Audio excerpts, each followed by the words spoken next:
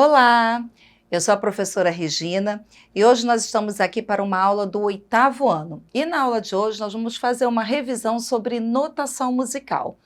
E aí eu quero que você lembre notação. Quando você anota alguma coisa, você escreve um bilhete, escreve uma carta, escreve uma redação, não é verdade?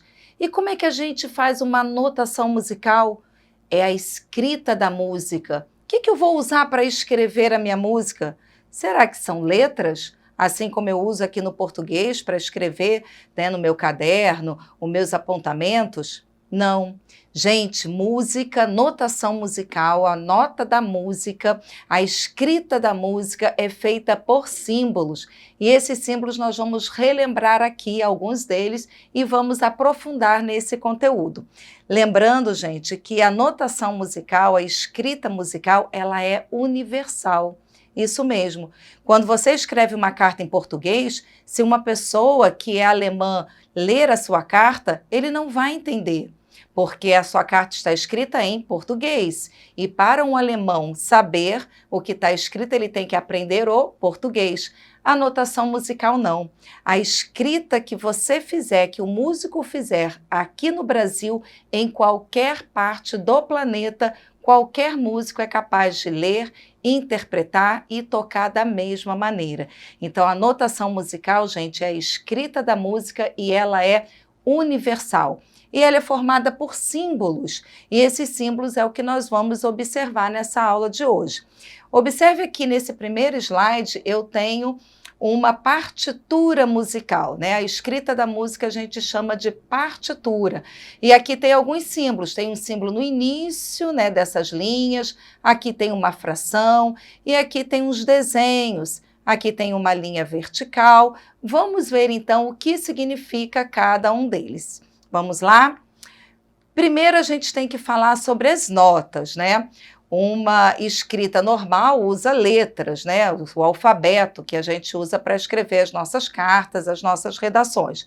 Em música nós vamos usar notas musicais, e as notas musicais são 7, Dó, Ré, Mi, Fá, Sol, Lá e o Si. E de onde surgiu essas notas? Foi por acaso? Não, essas notas, gente, surgiram lá na Idade Média com um monge chamado Guido d'Arezzo. Guido d'Arezzo fez um hino em homenagem a São João Batista. E cada sílaba, do começo de cada verso desse hino, foi com uma nota musical. Então, a primeira estrofe começava com a nota Dó. A primeira sílaba do segundo verso começava com a nota Ré e assim por diante. Nas aulas passadas, você pode ir lá rever, nós colocamos o hino para você escutar. Vale a pena rever, é bem interessante. Então, as notas são 7, Dó, Ré, Mi, Fá, Sol, Lá, Si, e você vai escrever onde essas notas. Acompanhe comigo aqui nesse slide. Primeiro sinal gráfico usado numa partitura é a pauta, ou pentagrama, é o conjunto de 5 linhas horizontais, 1, 2, 3, 4, 5, paralelas, equidistantes uma das outras, e entre elas eu formo 4 espaços. E tanto na linha quanto na pauta eu escrevo as notas. E essas notas são representadas por uma elipse. Observe nesta figura. Eu tenho uma elipse na primeira linha, depois no primeiro espaço, na segunda linha, no segundo espaço e assim por diante. Eu conto as linhas da pauta musical de baixo para cima, tá, gente? Então, aqui é a primeira linha, segunda linha, terceira linha, quarta e quinta linha. E os espaços da mesma forma. Agora, observe aqui, nós falamos que são 7 notas, correto? Só que aqui eu tenho 9 notas. Perceberam? Por quê? Algumas notas vão se repetir. Se você lembrar, gente, do teclado, lembra-se daquelas teclas enormes do teclado? Quantas vezes você vai ter a nota Dó? Quantas vezes vai ter o Ré, o Mi? Várias, né? Um teclado, às vezes, tem 3, 4, 5 oitavas, ou seja, 5 repetições dessas primeiras 7 notas. Agora, como é que eu escrevo isso tudo na pauta?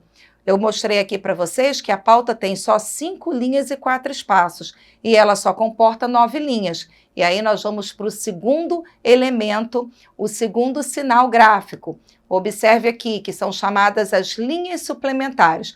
São pequenas linhas colocadas acima ou abaixo da pauta, que você também vai escrever as notas em espaço e em linha.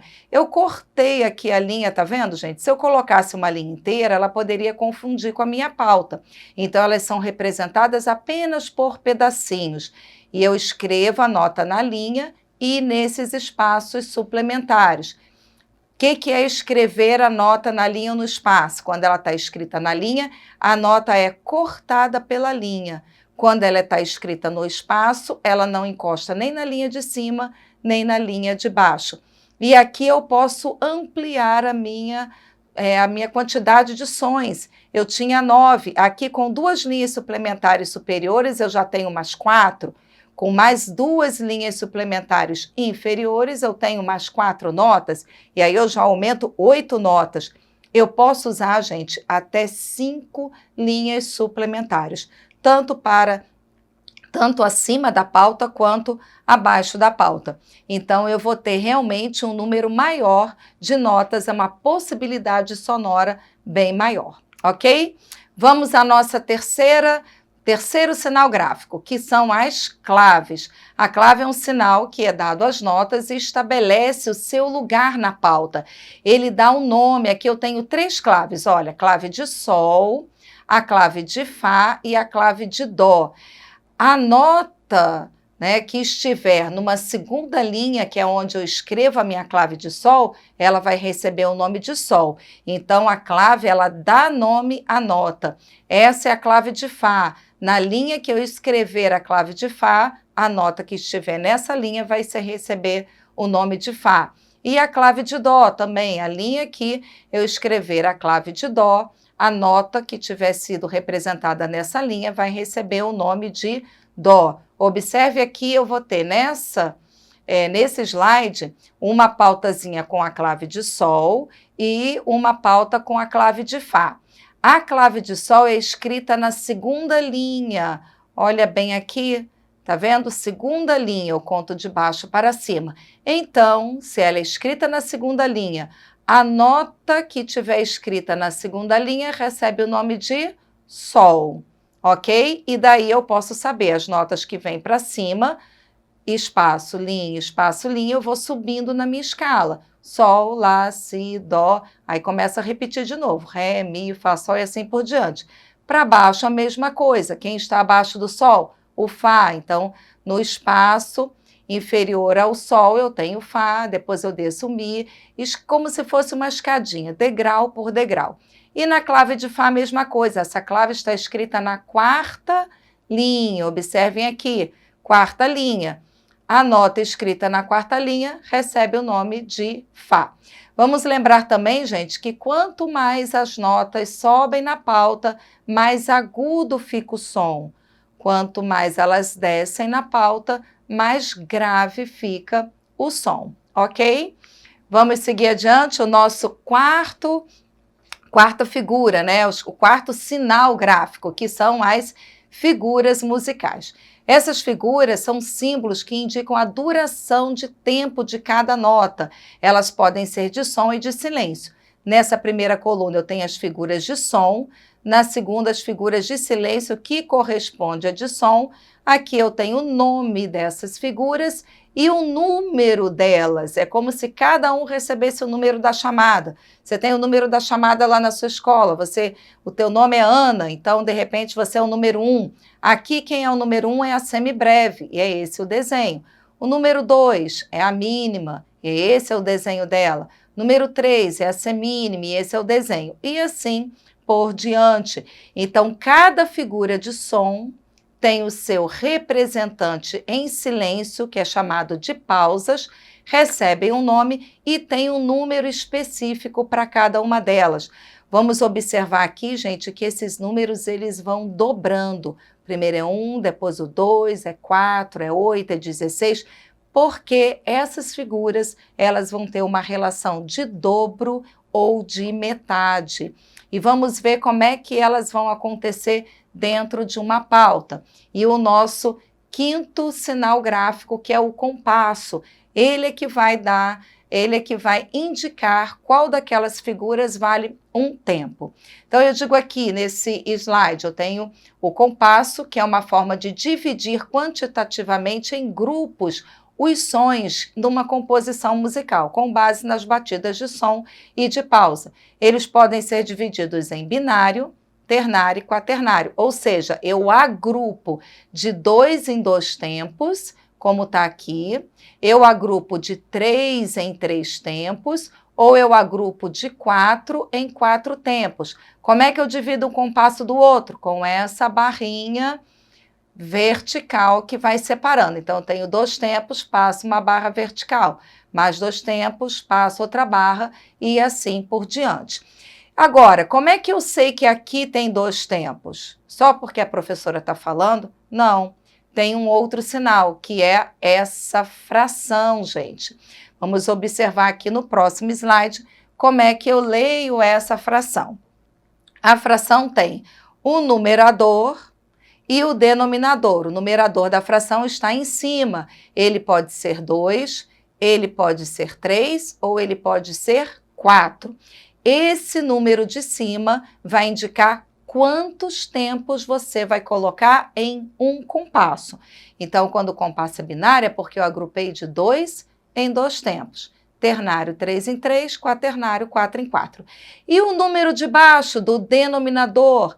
Esse número vai indicar, gente, a figura que vale um tempo.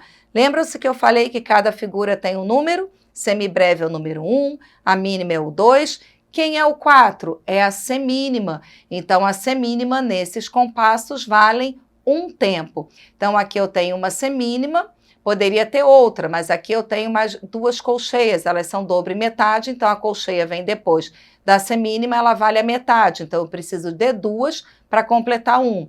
Depois, observe que eu tenho sempre uma colcheia em cada uma, mínima, que é anterior à semínima, então ela vale 2, que é o dobro. Acima é o dobro, abaixo é metade. E assim eu consigo agrupar os meus tempos dentro da música. Ok, gente? Lembraram? Ficou difícil? Espero que não. Vamos a algumas atividades, ver se realmente você está afiado. Primeira, o nome dado a todo o sistema de escrita da música através de símbolos é chamado de símbolos sonoros, notação musical, compasso ou figuras musicais. Se você respondeu a letra B, está correto, né, gente? É notação musical, que é esse sistema com todos esses sinais gráficos. Número 2.